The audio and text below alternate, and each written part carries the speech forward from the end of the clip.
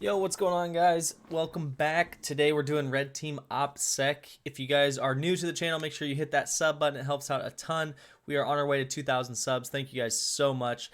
And without further ado, if you guys like this content, go ahead and hit that like button too. It also helps a ton. And we are doing the Red Team learning path, so we're moving right along.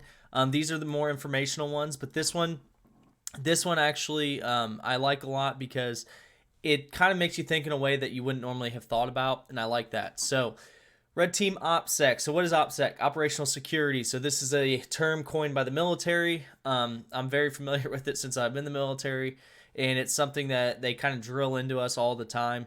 And all it is operational security. So, you're taking information that could be vital to your organization or to your processes and procedures, and you're protecting it. Basically, that's what you're doing. So you can see here, denying any potential adversary the ability to gather information about your capabilities. Now, when they're saying adversary here, they're talking about the blue team. So when you're doing red team exercises, keep in mind that the blue team is your adversary. They are the enemy, if you will, right? You can't get caught by them, and you can't let them know what's going on. So that's the whole point of this, is OPSEC is protecting that data that could affect whatever red team engagement you're doing. So that's what's really cool about this, is because you usually think of it the other way. You think of the blue team protecting data so you don't hack into them.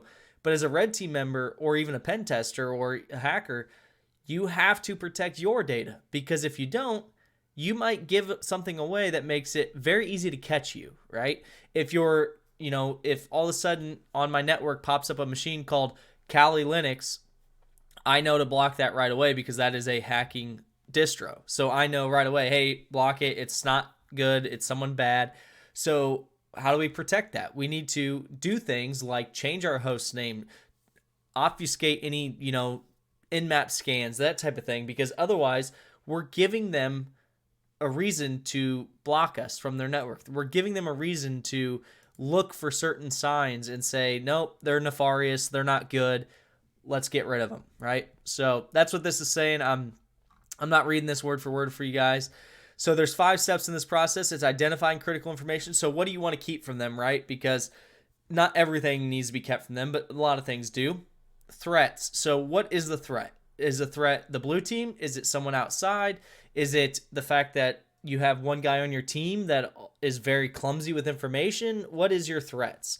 Vulnerability would be more of the clumsy guy, but the threats are what is your threat? Then vulnerability is, where do you see a vulnerability in your processes, right? Do you guys just not keep your paperwork together? Do you guys just take your paperwork and you can take it home with you? You can leave it on the desk somewhere. It doesn't really matter. That could be a vulnerability, because you might want to take that paperwork with you and secure it every night, right? And then the risk is obviously the chance that a threat meets a vulnerability. So you're going to assess the risk. And then countermeasures, obviously, how do we counteract the actual threat itself? So here we go. All right, so critical information. So we have a site here. So you can see here, this is some of the critical information. So this would be a risk if you're leaving it out like this, right? And that's what they're saying. They're saying secret questions, usernames, IPs. Now, not only, there's a couple of reasons you want to keep this stuff secure. Not only to make sure the blue team doesn't catch you, but also it could become a legal issue if you're posting, basically, the person that you're doing the red team or a pen test for, if you're posting their information for other people to see, that could become its own legality. So let's go ahead and view the site. So to identify critical information, the red team needs to use an adversarial approach. So you need to act as an adversary, basically, and say, okay, the blue team's our enemy. How do we stop them from getting our information? That's how you have to think of things. So you can see here, this is giving you a little bit of information as to what, if leaked, could cause information. That's called critical information. So here we're asking for critical information. So your team uses Firefox exclusively to browse the internet. That's not really critical, because you're just browsing the internet, right? Your team prefers to browse the internet using links, text-based web browser. Okay, maybe, because that's a very specific browser, so that could be identified to you. So let's go ahead and look at that one for now. Your team uses Microsoft Windows 10. Doesn't really matter, because Microsoft Windows 10 is very commonly known, so you don't have to worry too much about them blocking Microsoft Windows 10. Your team uses offensive Linux distros. That definitely hosted on cloud provider too, and it tells you the cloud provider. So that's definitely critical. You don't want them to, know what you're using, number one. Number two, what cloud provider you're using. All right, your team is registered to the domain name webmay1.thm. So yeah, you obviously want to get rid of that. Why? Or you don't want to keep that safe. Why? Because if they know, hey, we're this, red team or these pen testers are using webmail.thm to try and trick us, then let's just block webmail.thm, right? So it's super easy.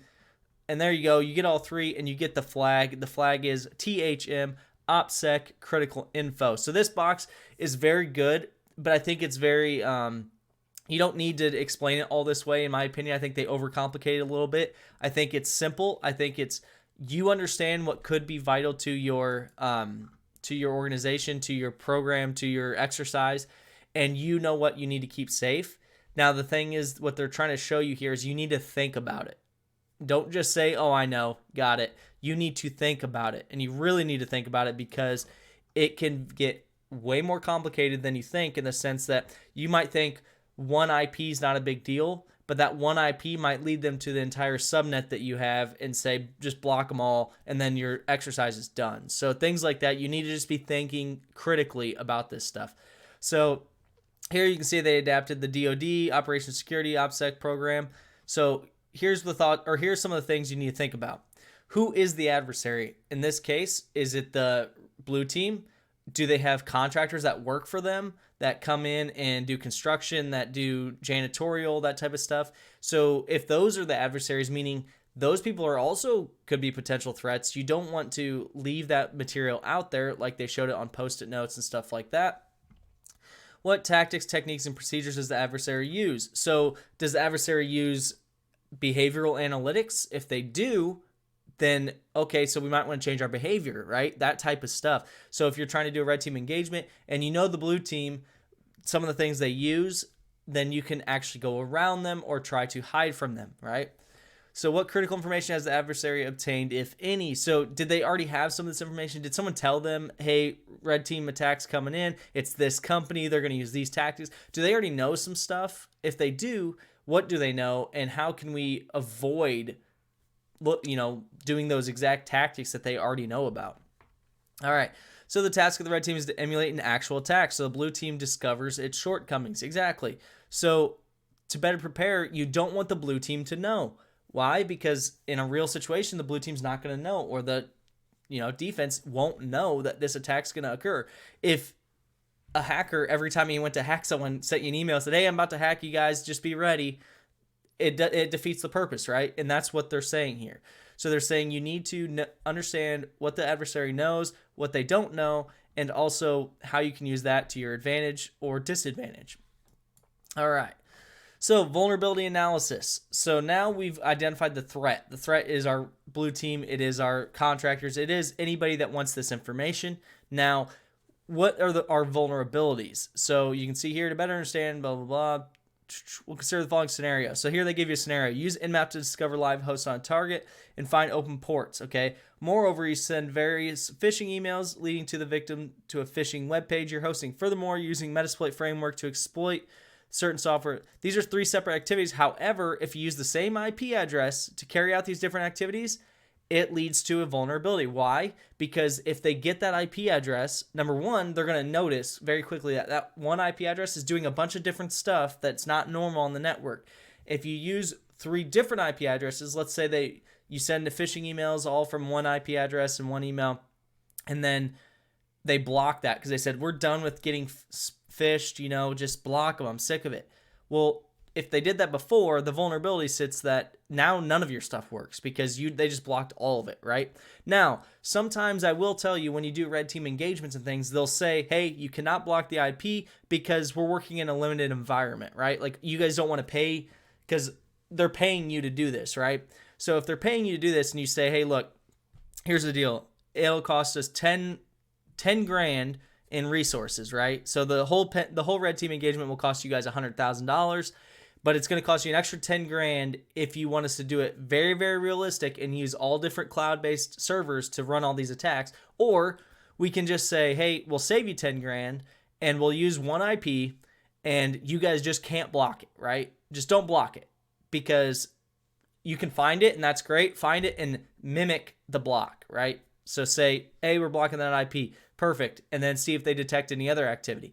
And that sometimes does happen where money comes into play and they don't want to spend the money and stuff, and so they will mimic that.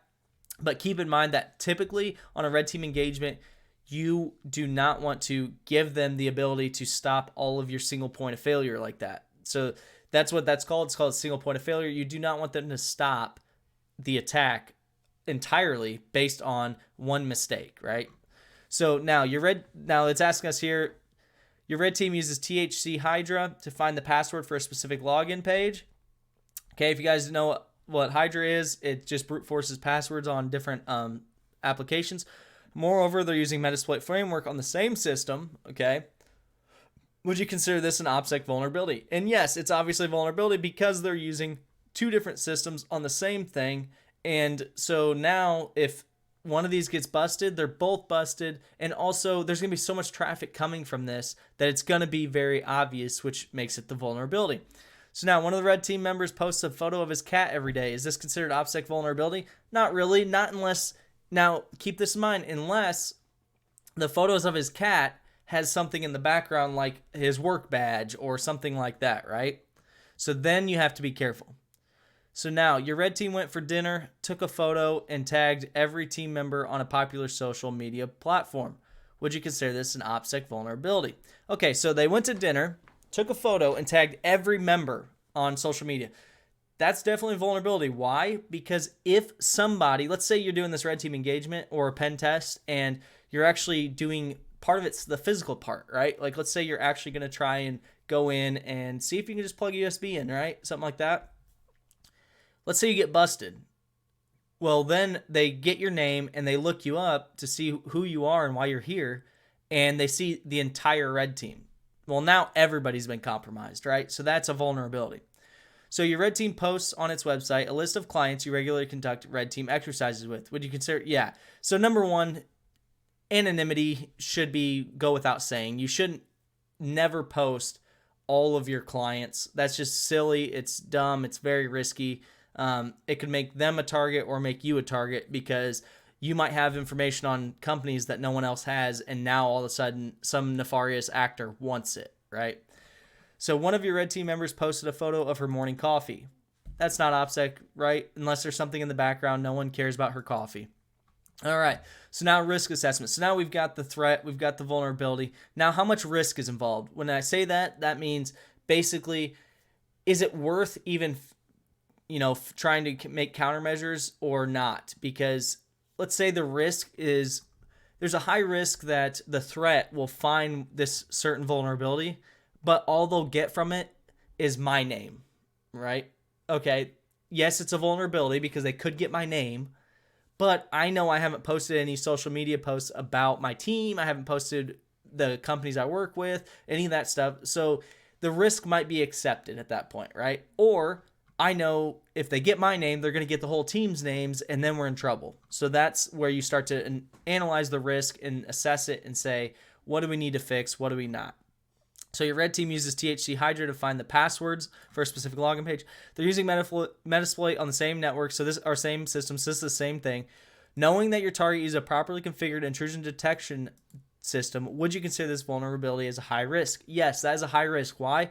Because if they're using a properly configured intrusion detection system, it's going to detect this much activity. I mean, you may get lucky and they don't detect one of them, but they're going to detect Metasploit and they're going to detect Hydra brute forcing like that. So it's something, especially if you don't know how to use Hydra properly and you're just brute forcing a site like that, it's going to detect it right away.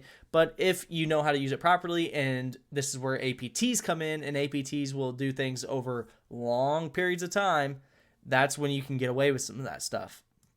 All right, so now countermeasures. So this is pretty obvious. How do you counter the risks? So for instance, let's say there's a risk, and the risk is if I go into the company and try to put a USB drive in and I get caught, the risk is they may find my name. They may get my name because I might give it to them.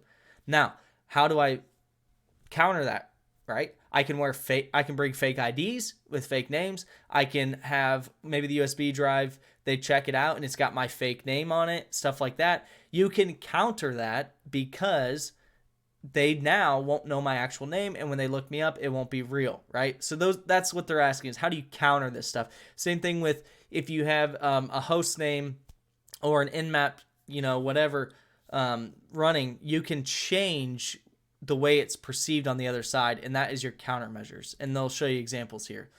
So all right, so here's one of the examples. This is so like right here with the nmap scripting agent. This is what it looks like when it's nmaps being ran with the SC option, and you can see in the traffic they're actually looking and it says nmap scripting agent or engine, excuse me.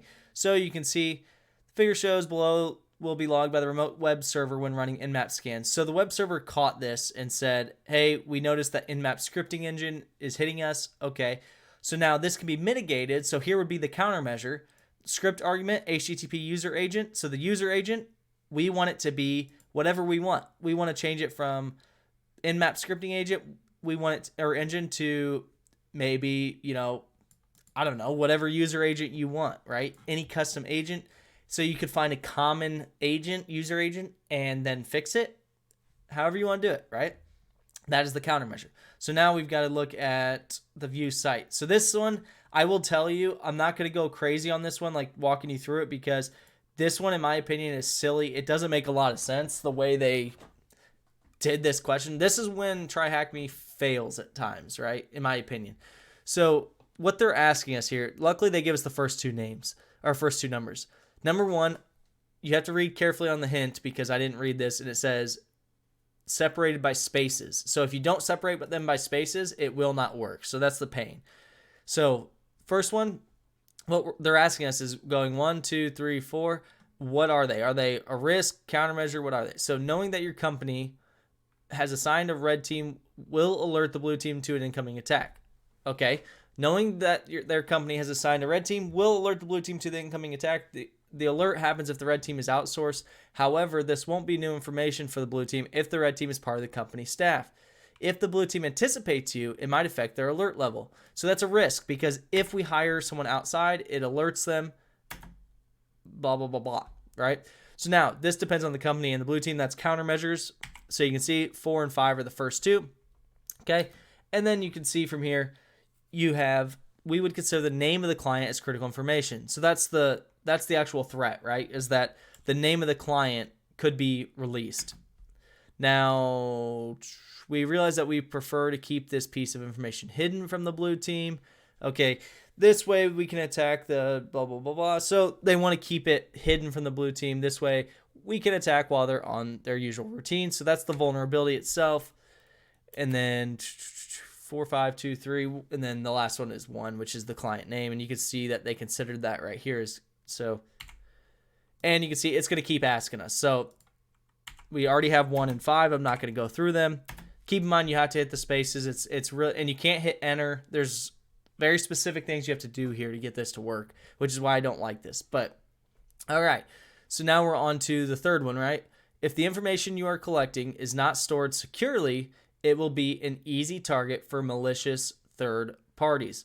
So basically that's a risk because if it's not stored correctly, that's a risk, right? Obviously.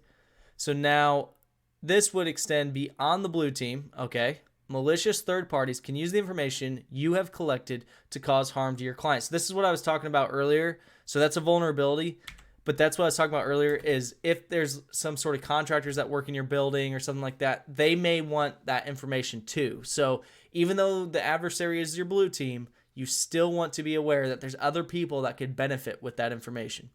So now any collected client information, be it through OSINT or anything, should be treated as critical information, and that would be threats because you're treating it as critical regardless because it's a threat if it gets released. Okay, so now we got 5 and 2. I'm not going to go through them. They give them to you, which is nice, and this is, to me, this is the most insane way to answer these questions. I think it's terrible. I think they just really screwed the pooch on this one personally, so all right, so now we have, as we use different tools beyond passive reconnaissance, the adversary will be able to collect information related to the systems we are using. So when we're using different tools, that are actually touching the system, they can start collecting information about our systems. The log files will include IP addresses from which we connected. Okay, so that's a risk. We have to know that that's a risk, that basically when we start touching their systems, they're going to start getting information of ours. Okay, so now we have the blue team is interested in knowing the IP addresses. So the blue team wants the IP address that we're using, right? That's a vulnerability because obviously if we give them the IP address, they could just block it. But I would say, see, like this one, I think it's a terrible question, personally, because the blue team might want the IP address because they might be working with you. They might know, because red team engagements happen a lot with the blue team understanding that you're doing it. And when that happens, they might say, hey, we think we found an IP address that's malicious. Which IP address are you using? We're just trying to verify, right? We're not going to block it. We're not going to do anything crazy. We just want to know. And so, yes, it's a vulnerability, but at the same time, it's not if it's under the rules of engagement, right? All right, and then the last one, public IP address is used by the red team. That's obviously critical information.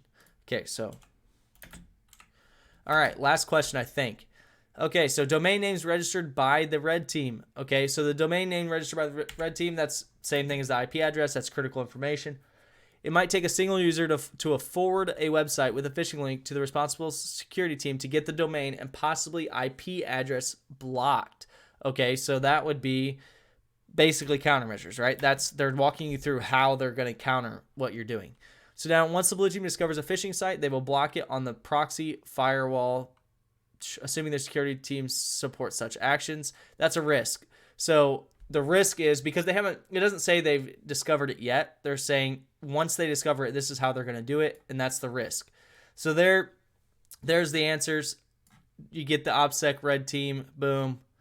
And then summarize, basically we have our critical information identification, threat analysis, vulnerability analysis, risk assessment, and countermeasures. So that's what we covered today. Hopefully you guys like this. Now this is more of informational, but this is something to really keep in mind when you're doing these red team engagements, and that is that you need to protect your information as well as the clients, because this is something, not only does the blue team want information from you because they can, if the blue team knows what you're doing or knows what systems you're using, it would be so easy to just block you and say, yeah, you're not getting in our system. Nothing with the name Callie's getting in. Nothing with your IPs getting in. Nothing with your domain names getting in.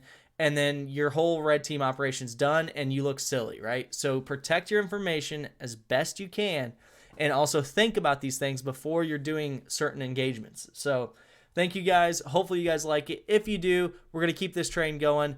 Make sure you hit that thumbs up button, and hopefully you guys have a great day. Thanks.